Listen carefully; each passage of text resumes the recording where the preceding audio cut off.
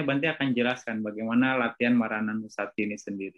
Kita akan memerlukan mayat untuk persepsi mayat itu sendiri. Jadi ingatan terhadap mayat yang pernah kita lihat perlu kita munculkan lagi. Ya, sama seperti Asubhabawana sebenarnya. Ya, di sini dengan Maranusati mengambil mayat yang setelah ya kalau laki-laki ya misalnya meditator laki-laki harus mayat laki-laki. Ya, kalau wanita ya harus wanita. Dan orang atau siapapun yang pernah kita lihat dan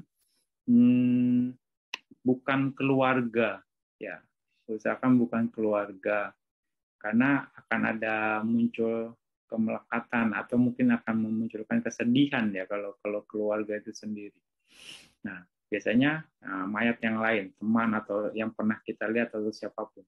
Oke, lalu merenungkan Marananusati.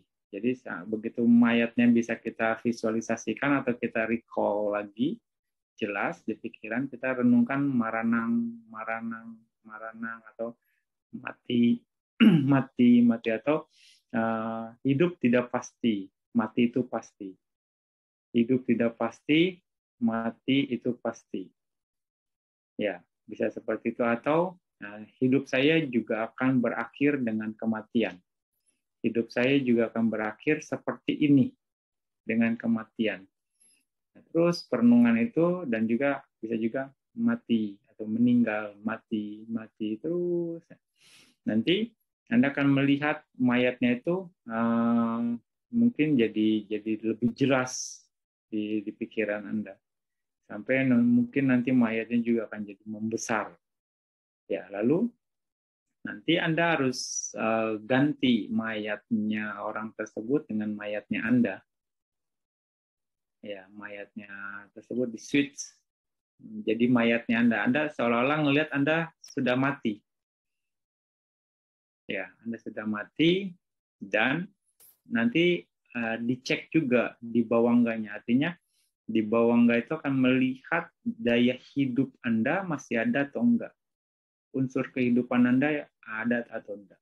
Kalau Anda melihat di mayat itu nanti dicek di bawangga, tidak ditemukan jiwit indrianya, berarti ya bisa dikatakan saat itu Anda sudah melihat ya, mayat Anda sendiri.